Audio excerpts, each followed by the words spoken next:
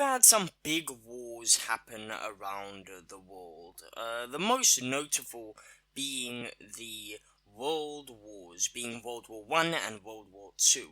But what if I had to tell you that once upon a time there was actually a world war going on in Roblox?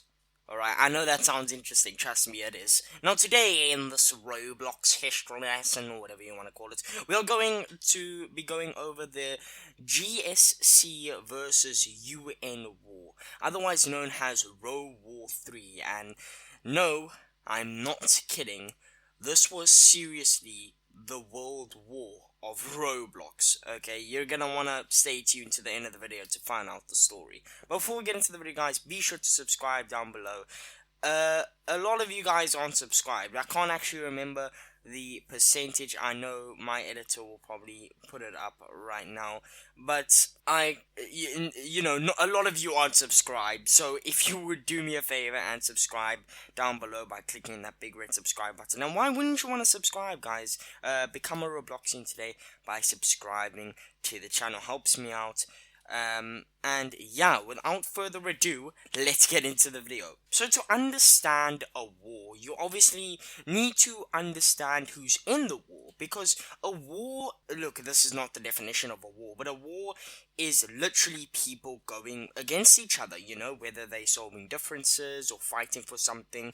It's like that, you know. So in World War 3, there were two teams, okay, namely, one of the teams were the Grand Super Clan Coalition, and the other was called the United Nations. But obviously, these are only the two teams that pitted against each other in the war. Let's actually find out who was in the two teams at the time, starting with the Grand Super Clan Coalition. In the Grand Super Clan Coalition, we had quite a few clans, okay, quite a few groups, okay. These included the Robloxian Army, RAT, Roblox Special Forces, the First Encounter Assault Recon, Lawtech Security, Voltech Security, Noble Blade, X101, 101st Legion Main Army, Electro Legion, Reign of Chaos, and Sleet Clan. Meanwhile, for the United Nations, the opposing team, we have John's Cobras, the Alphian Empire, Team Domino, Green Gods, FAIR, and last but not least, the Cold Nation. Now, don't worry about remembering all these names and whose side they're on, because later on when I mention these different clans that were part of the war, I will also mention which side they ended up fighting for. So how did this war actually start? Well, it all started when a war broke out between RAT of the Grand Super Clan Coalition, although just remember that the Grand Super Clan Coalition wasn't formed at the time this little war broke out.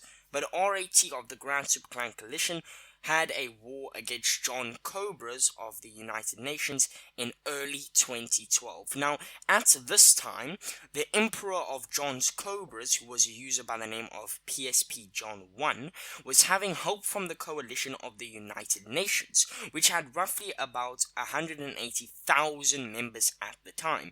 PSP John 1 claimed that the coalition was used to protect the smaller clans of Roblox against the super clans. Another clan in the United Nations was Team Domino, which was owned by PyPerson50, who was actually well known for scamming people and also for being a player from Roblox's Make-A-Wish Foundation. At the time, Team Domino was a new clan, but they were rising, you know, they were growing very fast at the time.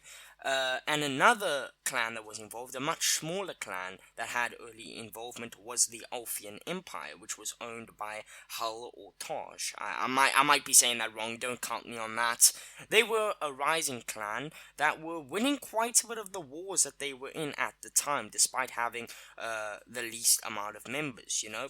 So with this little war happening, the Robloxian army and their leader Tony, who would later go under the Grand Super Clan Coalition, would become suspicious of the United Nations coalition.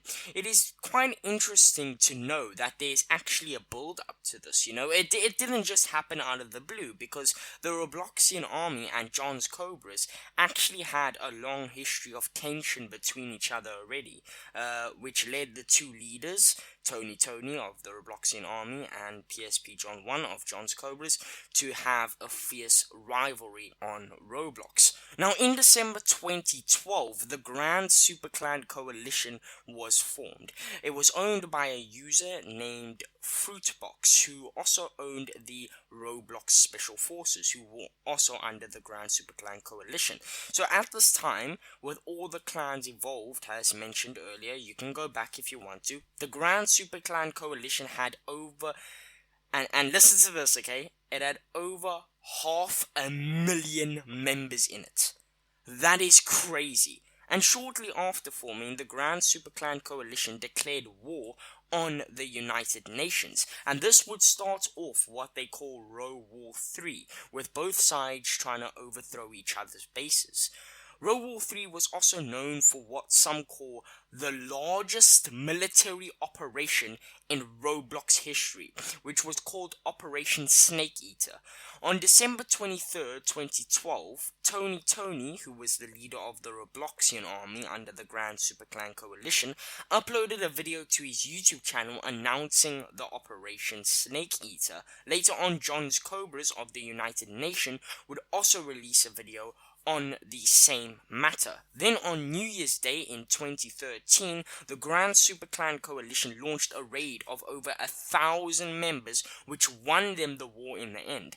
And if you don't think this is serious, if you think this is a troll, this raid took over 2 days before the Grand Super Clan Coalition finally had enough wins to guarantee them victory. And after this raid, Grand Super Clan Coalition did exactly that. They claimed a victory, Although the United Nations claimed that the wins were edited, and basically fake, and that they should have won. But overall, most people believe that Grand Super Clan Coalition won, and others just claim it is a tie because they don't really know if the wins were edited or whether they weren't. Now, something this big would have to have left a legacy on Roblox, and that it did. The Roblox Clans and Guilds forum, which was also pretty big in the day before the forums got deleted, claimed that this was one of the best and nostalgic things to ever happen in Roblox history. In fact, this was so big that during the raid with Operation Snake Eater, the raid was so big that the game that was being raided actually made it onto the Roblox front page at the time. Like, that is actually insane. And also later on, the Green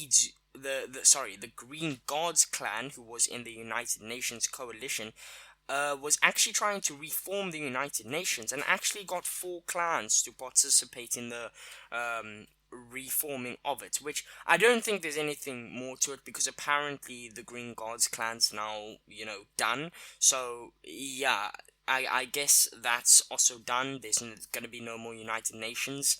And yeah, guys, that's basically it for the World War of Roblox. I'm shocked that I didn't know about this sooner. I think this is so cool that there was a war on Roblox between multiple clans, and it was just chaotic.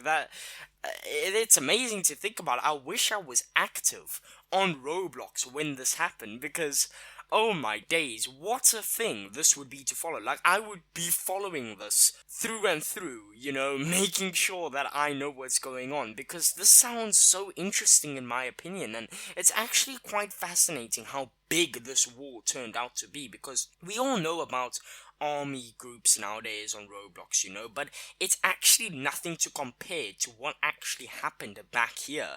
I do wonder if something like this will ever happen again, because this is something that was huge at the time, and like absolutely huge, and it wasn't created by Roblox, it was created by the player base, which is very, very cool, to be honest. I do doubt something like this will ever happen again, because I just feel like this war took place in the right time period.